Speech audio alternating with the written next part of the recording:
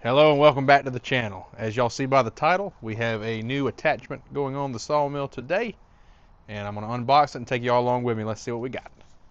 Alright, let's see what we have in the box. Okay. We have the Woodland Mills Powerhead 80. So this is something relatively new that has came out for the Woodland Mills 130MAX and several other models, I believe.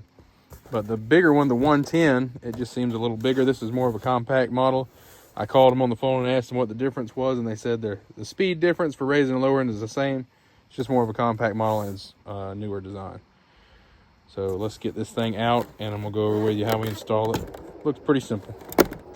Okay, it doesn't look like it came with any instructions, so we're gonna just take the old manual handle off and slap it on. Looks like it's probably ready as just a bolt-on assembly. It seemed like the older one had some shims and a little bit more going on with it. This looks pretty simple.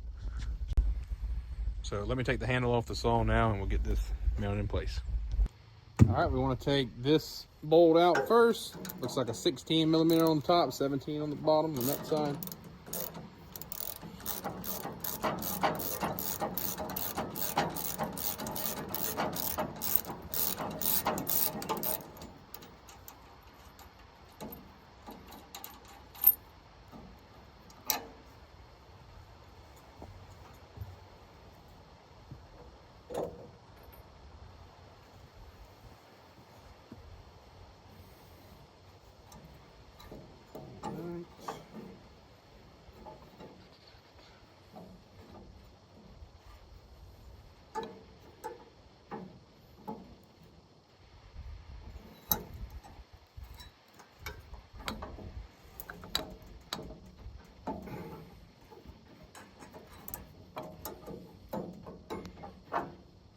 That spring's giving me a little trouble, but we'll get it off here in a sec.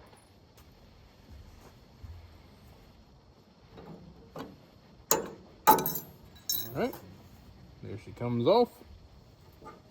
Going to have to beat this pin out that goes through to get this piece off. Looks like the new one mounts up to, and it slides right on. We'll have to take this plate off as well, 210 millimeters. All right, we'll beat this pin out. It's already sticking down a little bit on this side. Oh, there she goes.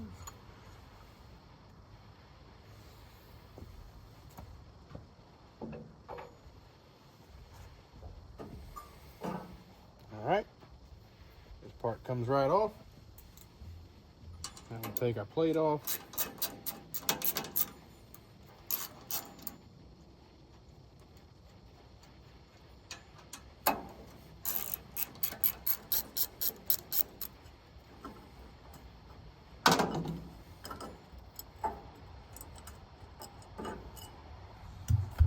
All right, based on how the new one looks, it seems to me like that pin needs to go back in, and then this slides just on that rectangular tube and gets tightened.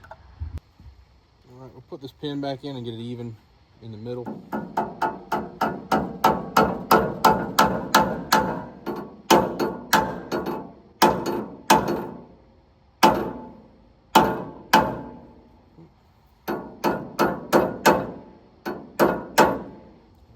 Now I'm gonna try to line up this pin with the groove into the motor that lines up. I'm gonna go ahead and back these nuts back as far as I can without them falling off, so this piece of metal will come back enough for me to get it on there. It's kind of tight.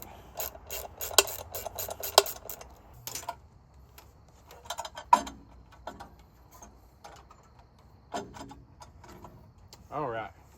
Slides right on.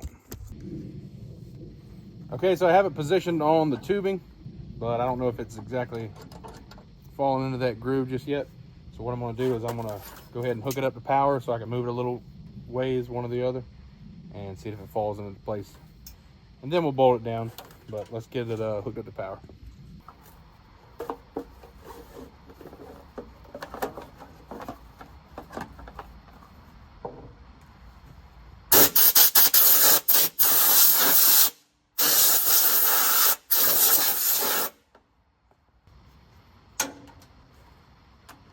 13mm.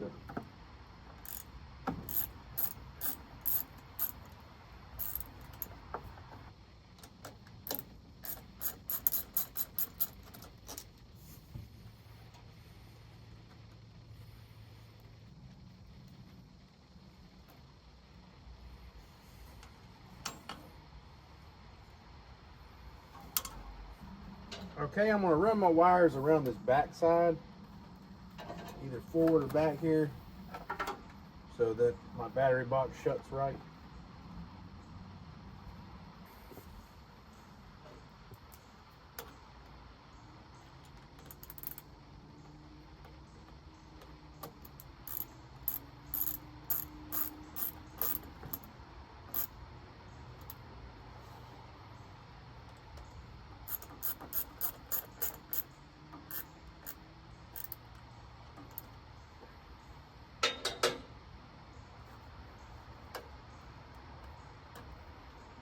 Alright, she comes with a 20 amp fuse. Alright, I'm going to push it as far as it goes and work the switch a little bit. Okay. Now she just fell down in place. I can feel it.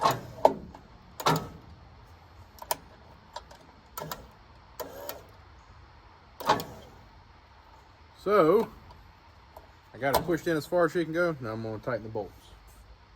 This seems pretty easy.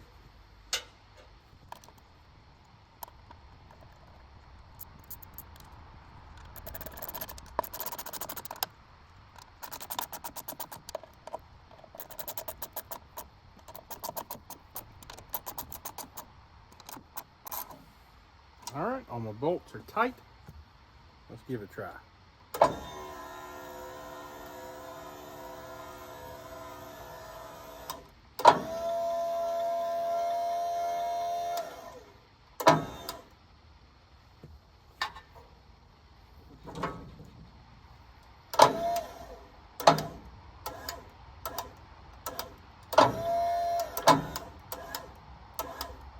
Every time I make a cut, I always go down beyond where I need to go and then come back up to it, just so it gets all the slop out.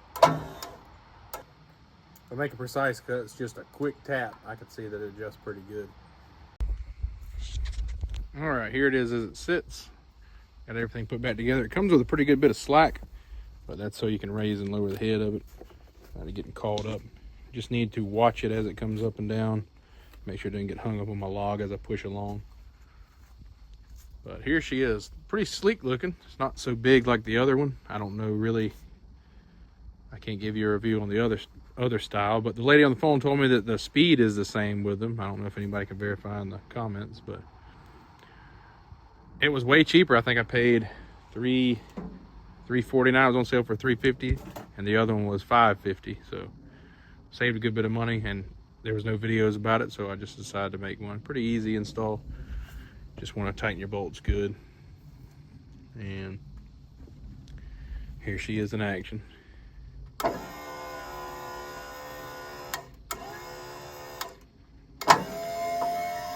Comes up fairly quick. Let me put a scale on so you can see how fast. Even though it's upside down.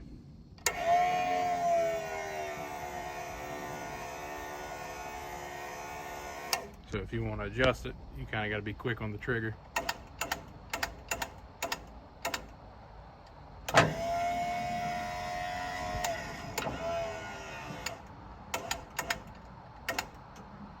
But I think I'm gonna like it. No more of this cranking with your arm hurting the next day, and I think she ought to work pretty good.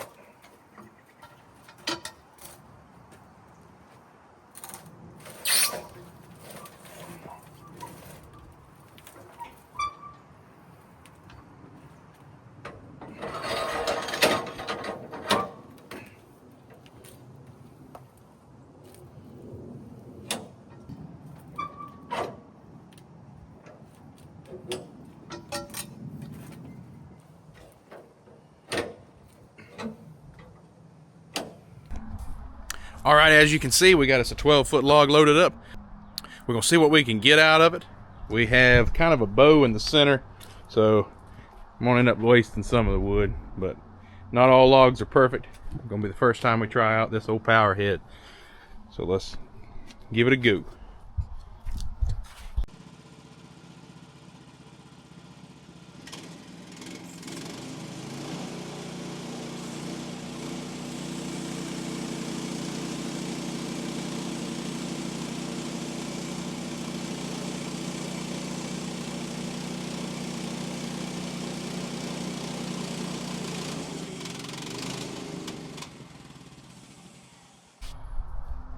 All right, got some gas in her now. Let's try this again.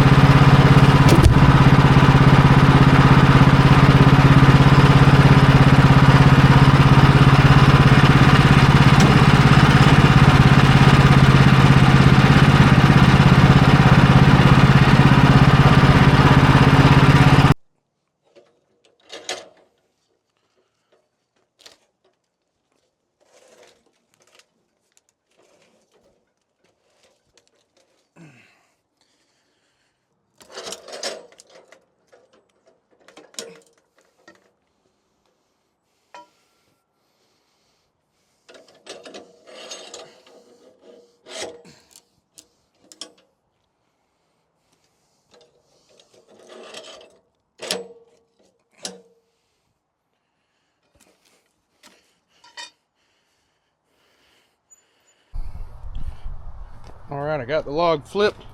Now let me get it just right where it takes that little bit of bark off in the center. That's where the dip is on top right now. So let's get her down to that point.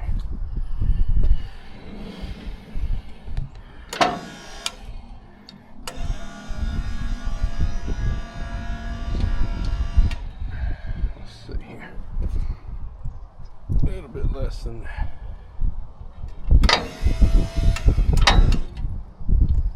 Usually the wind blows the other way, but today it's blowing right back in my dang face. So this is your friend.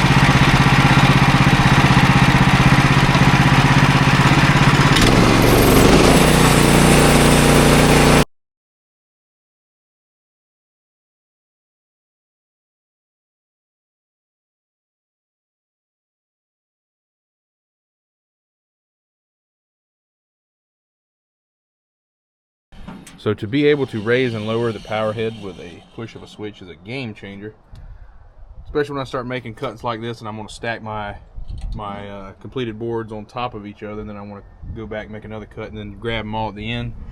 That would be a big deal, because before I'd sit there and have to crank the thing all the way back up every time, and it just wears your shoulder out. So this will be perfect. Even slabbing the board out or slabbing the can off, when I get that big heavy slab on, I'll have to go all the way back up. Sometimes it's a few inches, and then I can get out the way. At least on a 16-foot board, now I can bring my saw head all the way back to the start, and then I'll have room to push my slab off or either pick it up with the tractor without it being up under.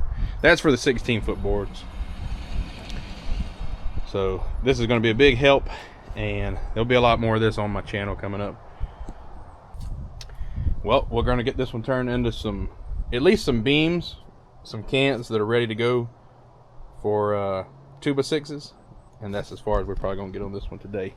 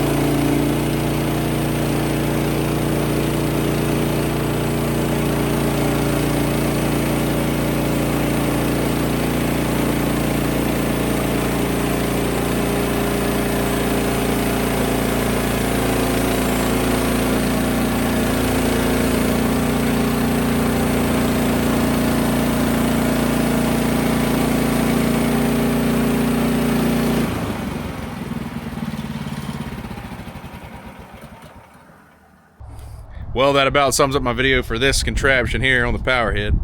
Hopefully y'all found some use out of it. I'm telling you right now, if you're on the fence about getting one, you need to do it. At least the 80 one. That was $350, and it was worth every penny of it so far. And I'm just begun. So thank y'all for watching, and I'll see you on the next one.